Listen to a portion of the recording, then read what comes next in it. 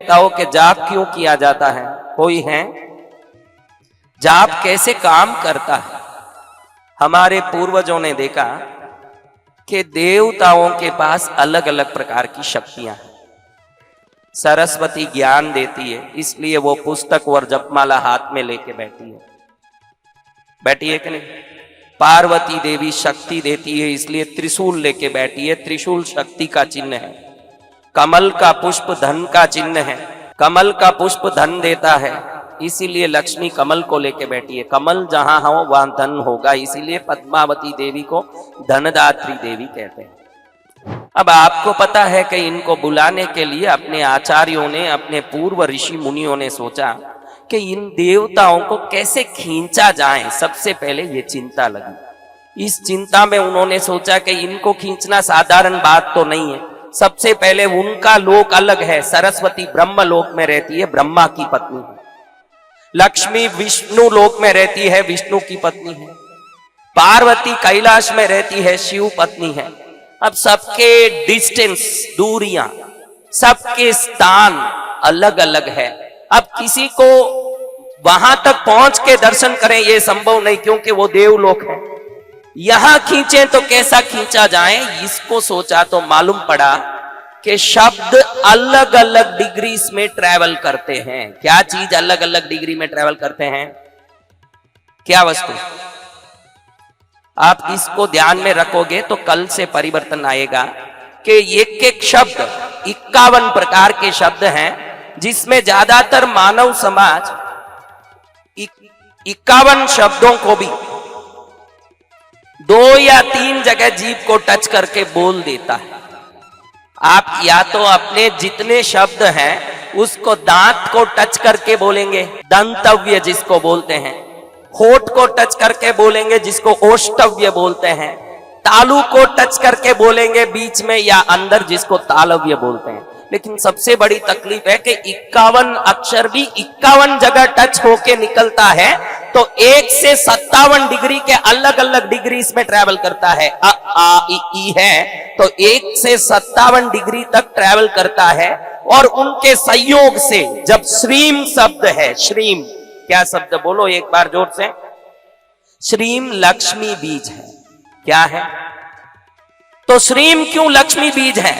श्र ई मा, डाई मात्रा मिले तो श्रीम होता है। श्र बड़ा ई और आधा मा, ढाई मात्रा से श्रीम होता है लक्ष्मी को बुलाने का। ये श्रीम 53 डिग्री में बनता है। श्रीम किस में बनता है? श्रीम जब 53 डिग्री में बनता है तो आप बराबर उच्चारण करेंगे। आप में उच्चारण की कमी है जो लक्ष्मी नहीं आ पाती। साधक देवों को प्रत्यक्ष देखते हैं और आप नहीं देख पाते हैं, तो देवे में कमी नहीं है, आपके ज्ञान में कमी है। समझ रहे हो बात? अब आप जब श्रीम श्रीम बोलते हैं तो सबसे पहले श्रीम 53 डिग्री में ट्रेवल करता है, जहां शास्त्रों के अनुसार विष्णु लोक है पहले, सबसे पहले। समझ गए आप? अब ये श्रीम का उच्चारण, जैसे मैंने बोला कि 51 शब्द 51 जगह टच होते हैं। आप लोग नमो अरिहंतानम बोलिएगा एक बार जोर से। बोला आपके देखो 3 जगह में नमो अरिहंतानम, 7 शब्द 7 जगह टच होके निकलना चाहिए। आप अभी बोलेंगे तो 2 जगह में ही स्पर्श करने मात्र से नमो अरिहंतानम निकल जाएगा। ये तो नमो अरिहंतानम की गलती नहीं है, शब्द उच्चारण की अज्ञानता की गलती है। वो 51 शब्द किस किस जगह स्पर्श होने से निकलते हैं वो अभी मैं बताने वाला हूं। सामने स्क्रीन पर आप क्लोजअप में देख सकते हैं कि कहां ये टच हो रहा है और आप में कहां कमी है वो पहले देखते हैं। और दीपक में कहां कमी है, धूप में कहां कमी है, जीवन में कहां कमी है, हर चीज सुधार लेंगे तो कल से नीमच वैसे ही सुधर जाएगा और फिर जीवन धन्य बनेगा। अब सबसे पहले हम देखते हैं कि आपका नमो अरिहंतानम कैसे है। एक बार जोर से कोई भी बैठे हैं, अरिहंत को नमस्कार करने से कर्मों की निर्जरा होती है। अरिहंत उसको कहते हैं जो संसार की पथ से मुक्ति पथ की ओर अपने जीवन को बना लिया हो। तो जो भी जीवन को धन्यमय बनाना चाहते हैं, मुक्त लोगों के, योगियों के, सिद्ध पुरुषों के आशीर्वाद से ही बनाते हैं। तो आप एक बार नमो अरिहंताणम जोर से बोलिए। आप इसलिए बोलिए, चेक करिए कि आपका जीव कहां कहां टच होता है, कितनी जगह। नमो अरिहंताणम जोर से बोल के एक बार चेक करिए, बोलिए बहनों भाइयों बोलिए।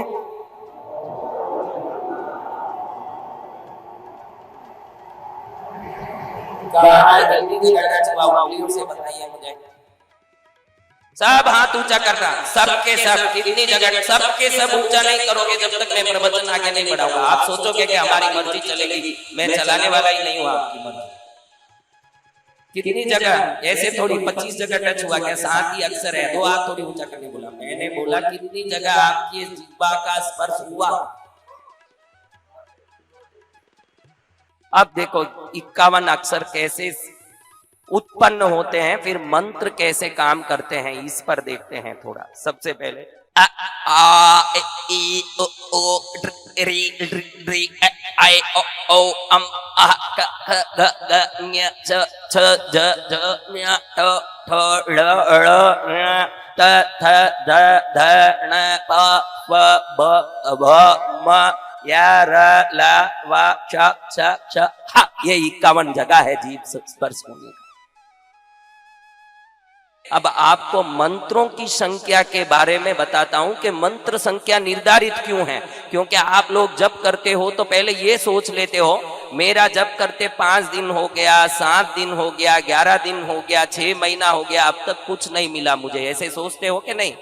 मंत्र का भी नियम है कि हर अक्षर एक दूरी तक ही ट्रेवल करता है। आप श्रीम बोलोगे तो एक श्रीम 700 योजन तक जाता है। श्रीम 700 योजन, कितना समझ गए। अब लक्ष्मी को बुलाना हो, वो 700 योजन में तो नहीं, करोड़ों योजन दूर है। तो पहले 700 योजन में जब अक्षर पहुंच जाता है, तो स्नूकर गेम आपने देखा हो, या स्नूकर गेम, तो पहले बाल को दूसरे बाल से जब टक्कर मारते हैं तो पहला बाल और आगे जाता है। तीसरे बाल से दूसरे बाल को मारे तो वो दूसरा बाल पहले बाल को और आगे ले जाता है, दूसरा बाल पहले बाल की जगह जाके खड़े होता है। मंत्र जाप ऐसा ही है कि दूसरी संख्या जो है, पहली बार मंत्र बोला तो दूसरा मंत्र पहले मंत्र को धक्का मार के गंतव्य से और आगे बढ़ाता है, तीसरा दूसरे को मार के पहले की जगह और पहले और आगे जाता है। ऐसे जब 1.25 लाख जाप आप करते हैं, कितनी जाप, ये जो जप की संख्या निर्धारित हुई है कि 1.25 लाख, 1.25 करोड़, 7 लाख, भैरव जी का 22 लाख जाप निर्धारित है उनको प्रत्यक्ष करने के लिए। कितना जाप, भैरव मूल मंत्र 22 अक्षरी है, और किसी को भैरव जाप करना हो तो 22 लाख करके ही वो उनको सिद्ध करते हैं। कोई जाप 1.25 लाख का है, कोई जाप 1.25 करोड़ का है। तो ये किस लिए कि जिन देवों की लोक जितनी दूर है, बांस तक पहुंचना हो तो वो जप की संख्या एक एक अक्षर पहुंचते पहुंचते लास्ट में जब वो अक्षर पूरा होता है तब वो प्रथम अक्षर को धक्का मार के उनके सिंहासन तक पहुंचाता है। और जैसे ही जोर से धक्का मारता होगा सिंहासन में, वो देखते हैं कि मेरे सिंहासन को कौन टकरा रहा है, तो मालूम पड़े कि किसी ने जप किया है। तो वो अंतिम जप पूरा होने के बाद वो अपने ज्ञान से देखते हैं कि इन्होंने मुझे बुलाने की कोशिश की है, तुरंत वो वहां से या प्रत्यक्ष आके आशीर्वाद देते हैं और हमारा जप सिद्ध हो जाता है। ये जप सिद्ध, हमारे पूर्वजों ने देखा मनुष्य का शरीर भोजन से चलता है। मनुष्य शरीर किससे चलता है, चलता है ना, रोटी खाते हो, दाल चावल अनेकों पदार्थ, फल, मिठाइयां, कुछ भी खाएं तो सप्त धातु के रूप में शरीर में ये बदलाव लाता है, कन्वर्ट होता है। मल मूत्र, ये 2 चीजें वेस्ट हैं जो निकल जाते हैं। खून, वीर्य, मज्जा, पसीना, अणु, इन रूपों में परिवर्तित होकर शरीर को चलाता है। तो हमारे पूर्वजों ने, ऋषि मुनियों ने देखा कि देवों का भी तो शरीर है, हमारा स्थूल शरीर है, उनका सूक्ष्म शरीर है। जैसे आपके शरीर में हड्डी है, चमड़ी है, मांस है, मज्जा है, खून है, लेकिन उनका शरीर एक परमाणुओं का बना हुआ समूह है, इसलिए वो परमाणु को बिखेर के कोई भी रूप ले सकते हैं। जगदम्बा कभी सिंह वाहन पर आ सकती है, उसी सिंह को बिखेर के गज वाहन बना सकती है। यानी आप मट्टी का घर बनाते हैं तो उस मट्टी के घर को कभी भी एकदम फेरा के आप दूसरा कोई भी रूप का घर बना सकते हैं कि नहीं? मट्टी का समूह चाहे जो रूप ले सकता है, वैसे वो भी परमाणु के समूह हैं जो चाहे जो रूप ले सकते हैं। समझ गए आप? तो हमारे पूर्वजों ने देखा कि हमारा शरीर तो स्थूल है, जो स्थूल भोजन करके चलता है। अगर वो सूक्ष्म शरीर ही है तो स्थूल भोजन चलता नहीं है। आप जो घर में देवताओं को नैवेद्य चढ़ाते हो, फल आदि मिठाई, ये खाली उनको प्रसन्न करने के लिए वो खा नहीं सकते, क्योंकि वो सूक्ष्म शरीरी है। शरीर सूक्ष्म है तो स्थूल वस्तु कैसे अंदर जा सकता है? अब हमारे पूर्व ऋषि मुनियों ने देखा कि देवों के शरीर से एक प्रकाश निकलता है। आपने देखा है कि भगवान कृष्ण के फोटो में, भगवान राम के फोटो में, जीसस के फोटो में, गुरु नानक के फोटो में, किसी भी देवता के फोटो में, महावीर स्वामी के फोटो में, उनके सिर पर पीछे एक प्रकाश का वलय बताया गया है, गोल्ड रिंग बताया है कि नहीं? हाँ है। इसको ऑरा कहते हैं, ऑरा। ये प्रकाश निकलता है तो जरूर समाप्त होता होगा। न्यूटन्स लॉ के हिसाब से each and every action has an equal and opposite reaction. जब पानी को गर्म करते हो तो पानी भाप बनता है। अगर वो भाप बनते जाएगा तो पानी का लेवल कम पड़ता जाएगा कि वैसे ही रहेगा?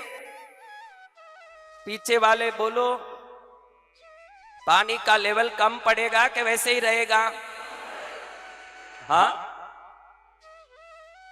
कम पड़ेगा ना। तो अब ये देवों के शरीर से जो रोशनी निकलती है, अगर ये भी निकलता है तो कम पड़ता होगा कि वैसे ही रहेगा? तो कम पड़ता है, एक दिन खत्म होता है। उसी को देव आयु की पूर्णता कहते हैं।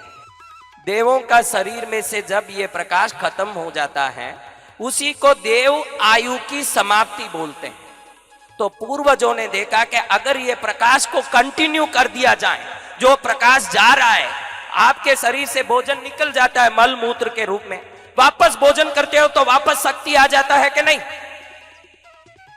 अगर देवों के शरीर से भी ऐसा शक्ति को बढ़ाने की क्रिया करा दी जाए, समझ रहे हो, ऐसी क्रिया की जाए जिससे वो शक्ति नॉन स्टॉप बढ़े, तो देव आयु भी बढ़ जाएगी। बढ़ेगी कि नहीं? तो वो देवता प्रसन्न होके हमको कि भाई मेरी आयु इसने बढ़ाया तो इसको मैं आशीर्वाद दूं, क्योंकि उनके पास बहुत सारी विद्याएं, शक्तियां, सिद्धियां हैं, लेकिन खुद के आयु को खुद बढ़ा ले ऐसी ताकत नहीं है। तो पूर्वजों ने देखा कि ये शक्ति को कैसे बढ़ाया जाए। बहुत सारी रिसर्च किए, शोध किए, कोई शोध काम नहीं आया। लास्ट में मालूम पड़ा कि घी शुद्ध गाय का हो। क्या चीज? क्या चीज? शुद्ध गाय के घी को पहले लकड़ी डाल के अग्नि प्रकट किया जाए और अग्नि में गाय का घी डाला जाए, तो अग्नि में पड़ा हुआ घी जैसे ही समाप्त होता है तो जैसे पानी भाप के रूप में बदलता है, लेकिन पानी ही तो भाप बना, वैसे ये घी जो अदृश्य रूप में परिवर्तित होकर शक्ति बन के जाता है, ये शक्ति देवों के शरीर में अगर पहुंचता है तो उनके शरीर से निकलने वाली जो प्रकाश को वापस रीमेंटेन करा देता है। तो इसलिए यज्ञ क्रिया को अपने ऋषि मुनियों ने शुरू कराया। अग्नि में, लकड़ी में अग्नि जला दी, ऊपर से घी डाल डाल के स्वाहा स्वाहा स्वाहा, अग्निदेव की पत्नी है, उसके नाम से किस देव को आहुति करना हो बुला बुला के आहुति करते हैं। तो आहुति करते करते जिनका नाम लिया, ये घी उनके शरीर में शक्ति के रूप में पहुंच के उनको शक्ति देता है। तो वो देवता देखते हैं कि मुझे जिसने शक्ति दिया उसको मैं आशीर्वाद दूं, इस प्रकार से शक्ति मिले। ऋषि मुनियों ने सोचा कि हर एक व्यक्ति यज्ञ कर नहीं सकता। कर सकता है क्या? हर एक व्यक्ति यज्ञ कर नहीं सकता, लेकिन हर एक व्यक्ति को देवताओं की कृपा चाहिए। तो क्या किया जाए? तो देखा कि यज्ञ में अग्नि ऊपर है, अग्नि नीचे है, घी ऊपर से डाल के स्वाहा स्वाहा बोलते। दीपक में घर में देखिए घी नीचे है और ऊपर अग्नि प्रकट करते हैं। यज्ञ कुंड में अग्नि कहां है? हाँ, यज्ञ कुंड में अग्नि कहां है? घी कहां है? ऊपर से घी डाला जाता है, इधर अग्नि ऊपर और घी नीचे है। यानी दिए में घी भर देते हैं, बत्ती लगा देते हैं और अग्नि जलाते हैं, तो कोई फर्क नहीं आया। उसमें अग्नि नीचे घी ऊपर, इसमें घी नीचे अग्नि ऊपर, लेकिन दोनों में तात्पर्य यही है कि किसी प्रकार से घी को अग्नि से संयोजित करें। और जैसे जैसे घी से अग्नि टच होके घी खाली होने लगता है, जिन देवों के नाम से आपने दिया जलाया, अग्निदेव का काम यही है कि उन देव को तक को वो शक्ति को पहुंचाएं।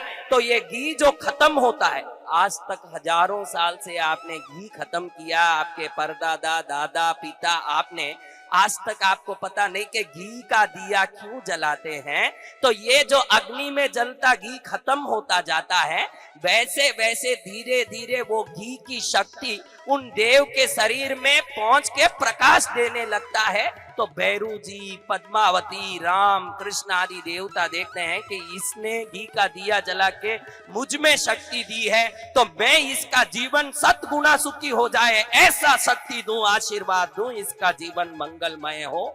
मैया देने वाली है, हम देने वाले।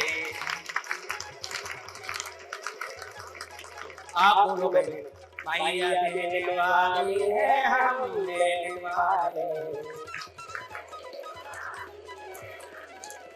आज खाली हाथ नहीं आना, जिसे चाहिए वो हाथ देना, जिसे चाहिए वो हाथ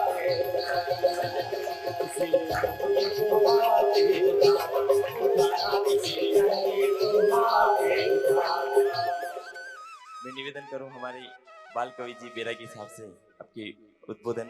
पूज्य महाराज श्री वसंत विजय जी साहब, कुछ महीने पहले से ये बातचीत चल रही थी कि पूज्य श्री वसंत विजय जी महाराज को यहाँ पर नीमच में लाना है और पद्मावती पूजन करवाना है, भैरव पद्मावती पूजन करवाना है। प्रसन्नता की बात है कि महाराज श्री ने इस प्रार्थना को स्वीकार किया